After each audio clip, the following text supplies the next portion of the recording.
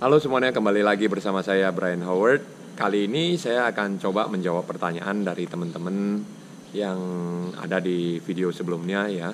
Nah ini pertanyaannya ada di video berapa kali latihan renang dalam satu minggu ya, pengembangan atlet jangka panjang. Nah di sini 8 hari yang lalu itu ada yang bertanya nih, izin bertanya porsi latihan dan pembagian drill latihan yang bagus untuk long term athlete development. Misalnya dalam satu minggu itu latihan 5-6 kali. Nah berarti ini kan kalau latihan 5-6 kali ya, kita kan berarti lihat dari long term athlete development-nya. Kalau untuk putri itu di umur 11 tahun ya. Nah tapi kalau untuk di putra itu lebih kurang di 13 tahun, 12-13 tahun ya. Nah kalau untuk putri itu lebih kurang di 10-11 tahun. Nah di sini yang perlu saya jelaskan ya, kalau 5-6 kali latihan dalam satu minggu ya, itu programnya boleh dibuat contohnya nih 6 kali latihan dalam satu minggu ya. Berarti kita ada yang namanya program aerobik ya, ataupun jarak panjang. Lalu setelah itu kita ada speed, latihan cepat, kecepatan. Lalu kita juga ada yang namanya latihan race pace. Nah jadi contohnya 6 kali latihan dalam satu minggu ya, 6 kali ya. Yang Senin itu contohnya aerobik ataupun set daya tahan ya. Nah contoh set daya tahan adalah 5 kali 400 ya, ataupun 6 kali 400. Boleh dikembangkan sampai contohnya 10 kali 400 kalau sanggup ya. Nah intervalnya disesuaikan juga. Umumnya istirahatnya tidak terlalu lama, lebih kurang di 10-15 detik jalan lagi ya. Nah lalu itu salah satu contoh ya, contoh programnya. Nah lalu habis itu di hari Selasa itu boleh dimasukin latihan sprint. Latihan sprint misalnya jarak pendek nih, contoh 6 kali 25 diulang 4-5 ronde ya. Tapi 6 kali 25 itu setiapnya 40 detik contohnya. Nah, tapi mereka setiap 40 detik itu harus cepat, harus 100% cepat ya. Jadi 6 kali 25 ataupun dimulai dengan 4 kali 25 dulu. Baru diulang 4-5 ronde ya. Kalau udah kuat baru boleh mulai dinaikin ya jumlahnya.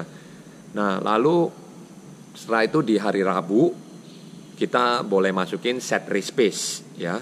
Set race pace itu juga ada 2 jenis ya. Contohnya set threshold dan set VO2 max ya, dimana kalau set threshold itu contohnya nih kita kerjakan 30 kali 50 setiapnya 1 menit contohnya. Nah itu set threshold descending, contohnya descending 1-5, 6-10 contohnya, ataupun 8 kali 50 itu diulang 3 ronde. Nah jenis yang kedua yang tadi saya jelaskan, yang threshold dan VO2 max. Nah kalau misalnya VO2 max itu latihannya 8 kali 50 diulang 3 ronde, intervalnya di 1 menit atau 1:10, tapi harus fast. Itu jadinya VO2 max setnya ya. Nah lalu tadi kan Senin, Rabu, Selasa, Rabu nih. Nah baru Kamis boleh lagi masukin namanya aerobik. Habis itu Jumat masukin yang namanya speed, dan Sabtu masukin yang namanya race pace ya. Jadi untuk buat program itu juga kita melihat misalnya nih 6 hari nih, berarti hari pertama, hari kedua, hari ketiga, hari keempat, 5, dan 6. Jadi kita bagikan pembagiannya itu berdasarkan energi sistemnya juga gitu ya. Nah lalu habis itu contohnya drillnya, di mana dimasukin untuk pembagian drillnya ya. Nah pembagian drill itu boleh dimasukin ketika dia pemanasan ya. Contohnya pemanasan di aerobik 800 meter, 100-nya bebas, 100-nya drill, boleh seperti itu. Ataupun misalnya set race pace 1 kali 200 tambah 4 kali 25 variable speed. Nah, ketika kerjakan 1 kali 200 itu boleh disisipkan 50-nya bebas, 50-nya drill. Jadi sambil dia jalanin program, sambil juga dia mendapatkan drillnya itu sendiri, ya. Nah, jadi mungkin itu cukup jelas ya, pembagian porsi latihan dan pembagian drill latihan yang bagus untuk long term athlete development ya. Untuk latihan lebih kurang di 5-6 kali ya. Nah, jadi saya rasa ini cukup jelas untuk menjawab pertanyaannya dari teman-teman ya. Nah, ini juga ada ya satu lagi untuk video yang kedua ya, pertanyaan yang lain.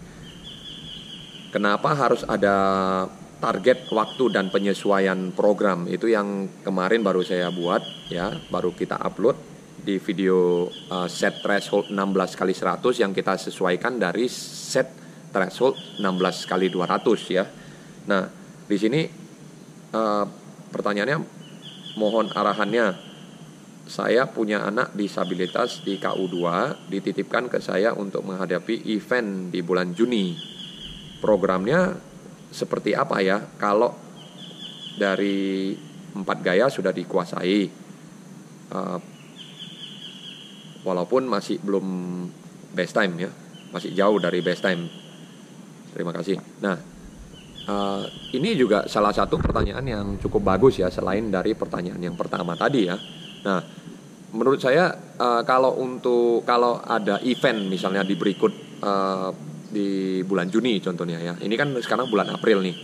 Jadi kita buatkan namanya kerangkanya ya, yang seperti semalam yang pernah saya jelaskan juga. Kita juga harus punya kerangka untuk target masing-masing anak. Jadi di bulan April ini targetnya apa, bulan Mei targetnya apa, di bulan Juni targetnya apa. Nah, kalau untuk pemakaian program itu boleh variasi ya, dan program itu sangat banyak sekali gitu.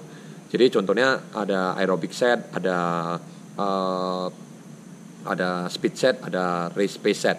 Nah, tapi yang paling penting menurut saya ya, kalau untuk anak-anak yang KU2, KU3, ya KU4, nah itu lebih banyak dibangun yang namanya endurance ya, ataupun aerobic set, daya tahan, karena kita perlu mereka punya pondasi yang kuat ya, foundation ya, supaya ketika mereka menanjak lebih dewasa itu mereka bisa lebih kuat lagi baik itu di race pace-nya, baik itu di sprint-nya ya.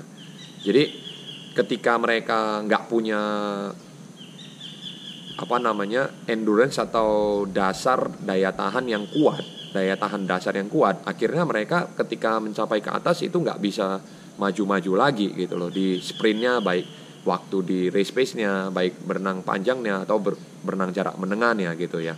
Nah, jadi itu mungkin salah satu jawaban yang bisa membantu teman-teman di video kali ini. Dan saya akan tunggu lagi pertanyaan berikut dari teman-teman untuk konten berikutnya ya. Nah, jangan lupa berikan kritik dan saran di kolom komentar. Saya Brian Howard, sampai jumpa di video berikutnya. See you in the next video. Bye.